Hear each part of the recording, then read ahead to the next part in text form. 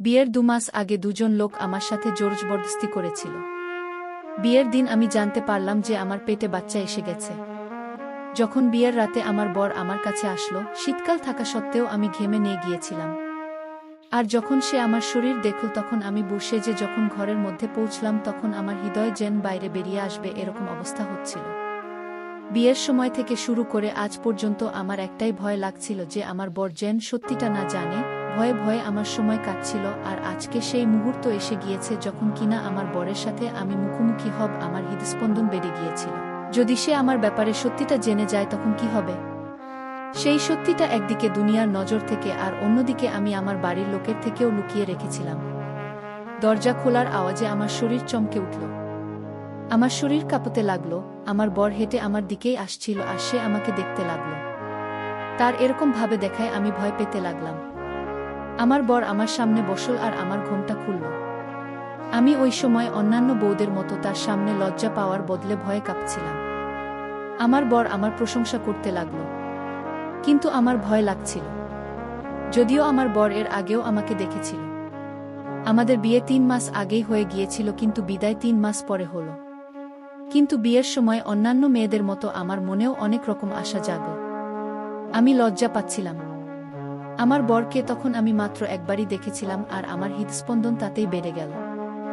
অবস্থা যদি ভালো হতো তাহলে আমিও অবশ্যই লজ্জা পেতাম এবং বেড়ে যাওয়া হৃদয়স্পন্দন নিয়ে তার প্রশংসা শুনতাম। কিন্তু 1.5 মাস আগে আমার সঙ্গে ঘটে যাওয়া ঘটনাটি আমার ব্যক্তিত্বকে ভীষণভাবে নাড়া দেয়। আমার হৃদয় পৃথিবী থেকে এবং নিজের জীবন থেকে দূরে উড়ে গিয়েছিল। আমি সব সময় ভয় পেতে পেতে আজ এখানে এসে পৌঁছেছি। আর আজ আমি পুরো অধিকার নিয়ে ওর কাছে আছি, সেজন্য আমার হৃদস্পন্দন বেড়ে গিয়েছে। আমার বর আমার সাথে কথা বলছিল, আর আমার তার নজর অদ্ভুত বলে মনে হচ্ছিল।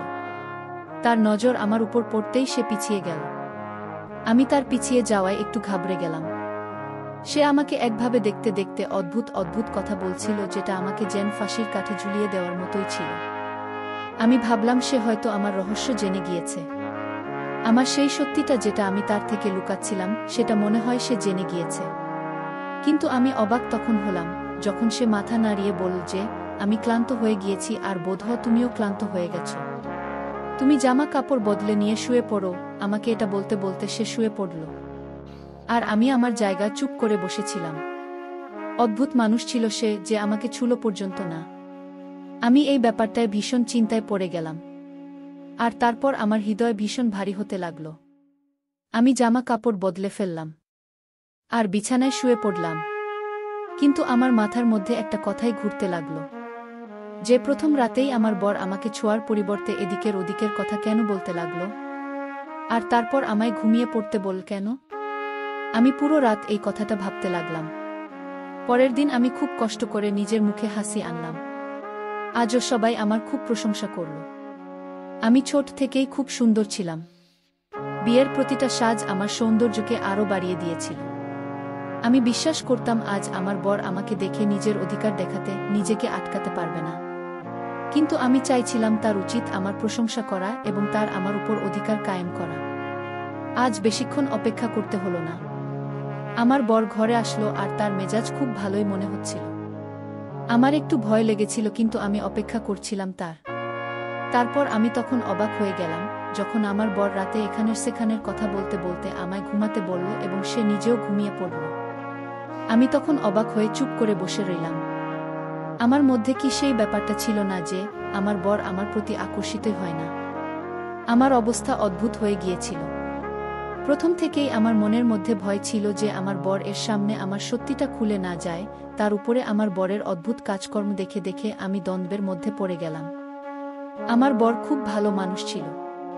আমার সাথে ভীষণ ভালো ব্যবহার করে সে পুরো মাস কাটিয়ে দিল, যেটা আমার মনের মধ্যে আমার মাথার মধ্যে অনেক গভীর প্রভাব ফেলেছিল। আমি আবার রাতে আমার সাথে ঘটা সেই দুর্ঘটনাগুলো স্বপ্নে দেখতে লাগলাম। আমার অবস্থা দিনের পর দিন আরও খারাপ হতে লাগল। আমি ভয়ে কাঁপতে লাগলাম। প্রেগন্যান্সির 3য় মাস শুরু হয়ে গেল। আমার শরীর বদলাতে লাগলো আর আমি এই ভয়টাই পাচ্ছিলাম। আমি চাইছিলাম যে এই সময় বরের সাথে প্রথমে আমার মজবুত একটা সম্পর্ক হয়ে যাওয়া উচিত, কিন্তু সে রকমটা পেলাম না। আর এবার সত্যিই আমার সমস্ত শক্তি খুইয়ে যাবে, আমি সবসময় চিন্তায় থাকতাম। যার জন্য আমার শরীর আরও খারাপ হতে লাগল। একদিন আমার শরীর ভীষণ খারাপ হয়ে গেল। তখন আমার বর আমাকে ডাক্তারের কাছে নিয়ে গেল। ডাক্তার দেখার পর সেটাই বললেন যেটাই আমি ভয় পাচ্ছিলাম। তিনি বললেন যে আমি মা হতে চলেছি। আমি প্রেগন্যান্ট হয়েছি, 3 মাস হয়ে গেছে। আমি খুব আঘাত পেয়ে গেলাম। এবার আমার বর নিশ্চয়ই আমায় ডিভোর্স দিয়ে দেবে। আর স্বাভাবিকভাবেই যে কোনো মানুষ এটাই তো করবে। আমার হৃদয় চাইছিল যে আমি চিৎকার করে করে কাঁদি, কিন্তু আমার শরীর একদম প্রাণহীন আর ঠান্ডা হয়ে যাচ্ছিল। কিছুর পরেও কি মানুষ এত নীরব থাকতে পারে? সে শুনেছিল যে তার স্ত্রী গর্ভবতী, যাকে সে স্পর্শ করেনি, তারপরও সে চুপ ছিল। এটা কিভাবে সম্ভব হলো?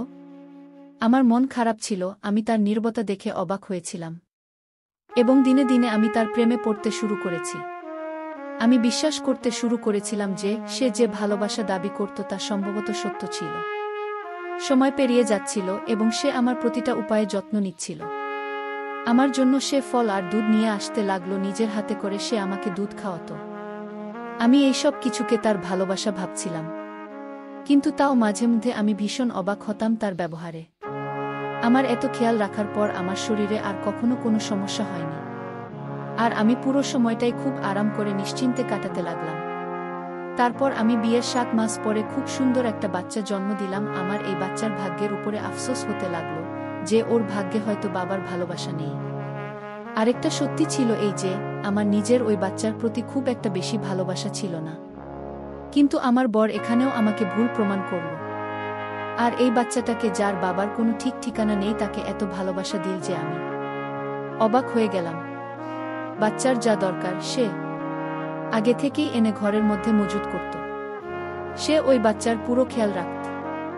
বাচ্চাকে ভালোবাসা দিতে একটু দেরি হলেই সে নিজেই কষ্ট পেতেন। আমি তার ভালোবাসা দেখে অবাক হয়ে যেতাম। খুশি হওয়ার বদলে অদ্ভুত একটা ভেতর থেকে দম বন্ধ করা অনুভূতি আমি অনুভব করতে লাগলাম। এত ভালো মানুষ কেউ কি করে হতে পারে? আমি ভাবলাম যে ওর মধ্যে হয়তো মানবিকতা একটু বেশিই রয়েছে, আর বোধহয় সেই সমস্ত ভালোবাসা সে যা আমাকে দিয়েছে সেটাও হয়তো মানবিকতার জন্যই। আমি বাচ্চার প্রতি তার ভালোবাসা দেখতে দেখতে পাগল হতে লাগলাম। ওই বাচ্চাটি কখনো দুধ দিতে দেরি করলে কাঁদতে শুরু করত, আর আমার বর আমার উপর রেগে যেত আর তাকে কোলে তুলে নিয়ে আদর করত, তাকে চুপ করানোর চেষ্টা করত। আর এইরকম অবস্থায় কিছুদিন ধরে চলছিল। এরপর আমার সহনীয় ক্ষমতা শেষ হয়ে গেল, আর একদিন আমি আমার বরের সাথে ঝগড়া করে ফেললাম। আমি তাকে বললাম সে এত চুপচাপ থাকে কেন, আমাকে কোনো প্রশ্ন করে না কেন? সে প্রথমে আমাকে আর তারপর আমার বাচ্চাকে এত ভালোবাসত কি করে? আমি সেটাকে নিয়েই পড়ে রইলাম। আমাকে তার ভালোবাসা দেওয়া আর ওই বাচ্চার কেউ ভালোবাসা দেওয়া আমায় আরও যেন চিন্তায় ফেলে দিয়েছিল, আরও যেন দ্বন্দ্ব তৈরি করেছিল আমার মনে। আমি তার সাথে যখন ঝগড়া করতাম তখন সে চুপ করে আমার দিকে তাকিয়ে থাকত, আমাকে কোনো উত্তর করত না। প্রথম দিন সে আমার যৌবন ভরা শরীর দেখেও চুপ করেছিল।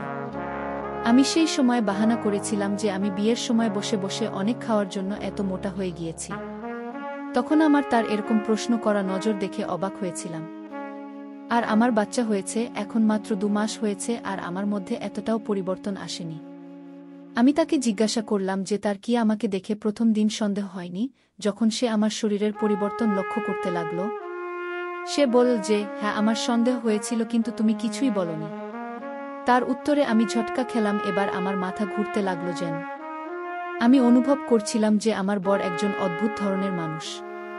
সে জানত, আর অথচ সে জিজ্ঞাসা করেনি যে এরকম কেন আর কবে হলো।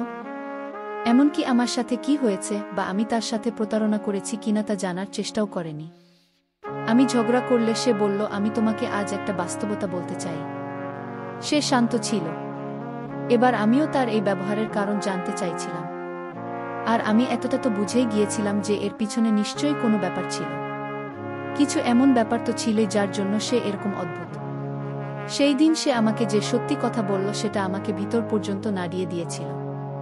সে বলল যে তার মায়ের সাথেও এরকমই ভুল কাজ কেউ করেছিল। সে আরও বলল, যখন আমার মায়ের বিয়ে হলো তখন আমার মাও গর্ভবতী ছিল, আর সে আমার বাবাকে এই ব্যাপারটা বলেনি, বরং নিজের মধ্যেই লুকিয়ে রেখেছিল।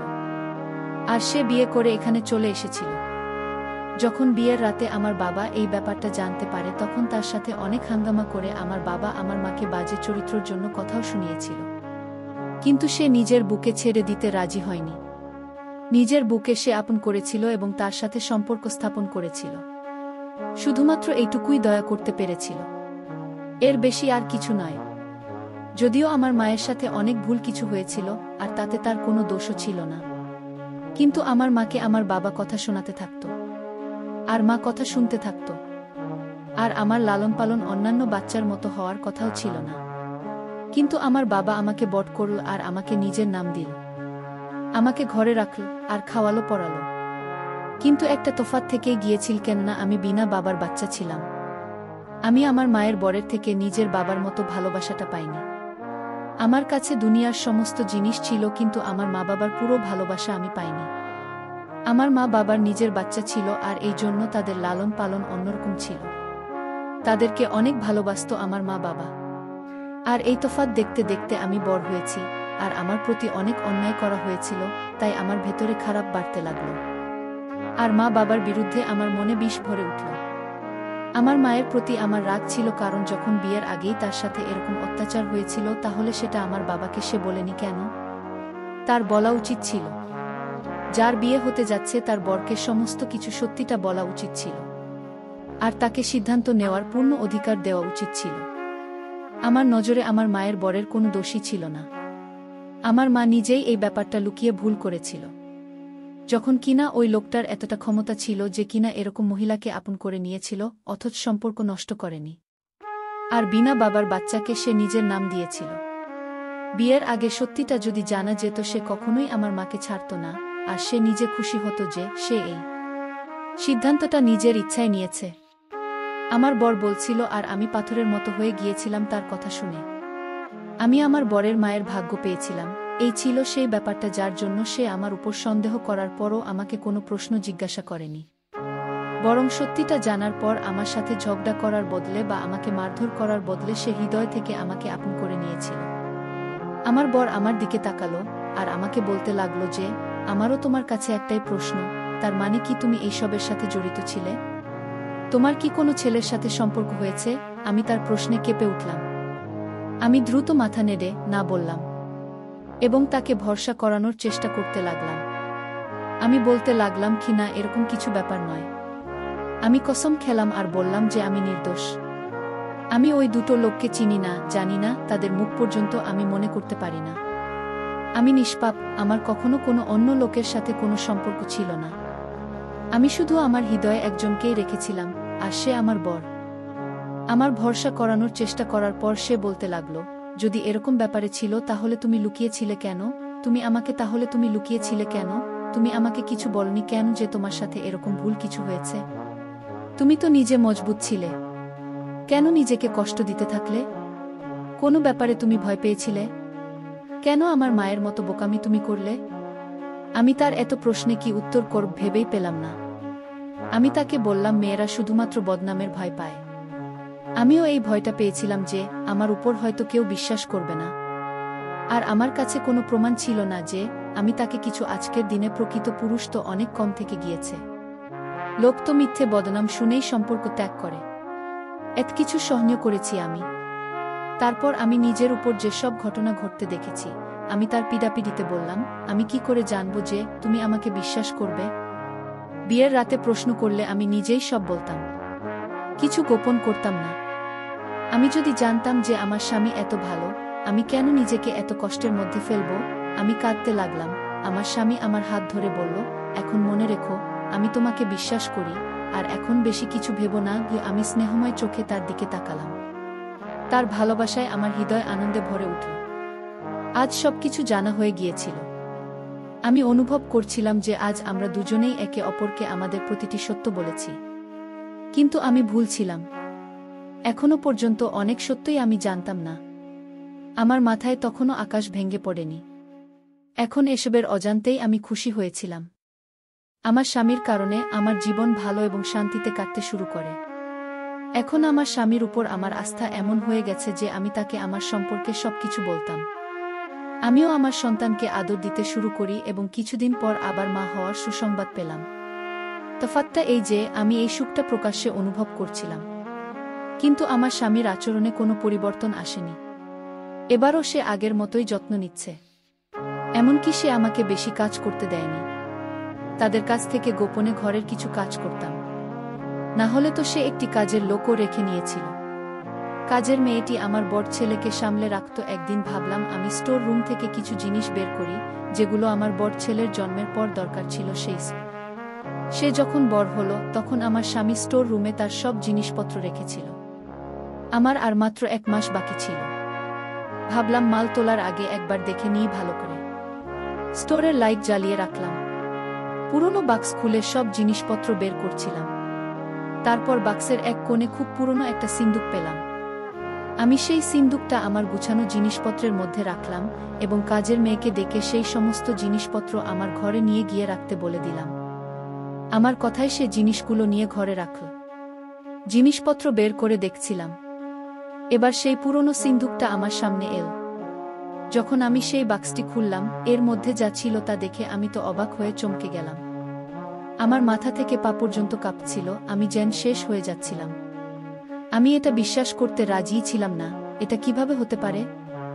আমার স্বামী একজন ভালো মানুষ ছিল, তাহলে তার এই জিনিসটা আমার সামনে পড়েছিল, এর কি কারণ ছিল? আমার স্বামী বাড়িতে এলে আমি তার কলার ধরে কালো শার্ট এবং কালো মুখোশটি তার মুখে ছুঁড়ে মারলাম। আমার সাথে একদিন যে অন্যায় করেছিল সে আর কেউ না, সে আমার নিজের স্বামী। আমি চিৎকার করে উঠলাম, লোকটা আমার সাথে কেন এমন করল?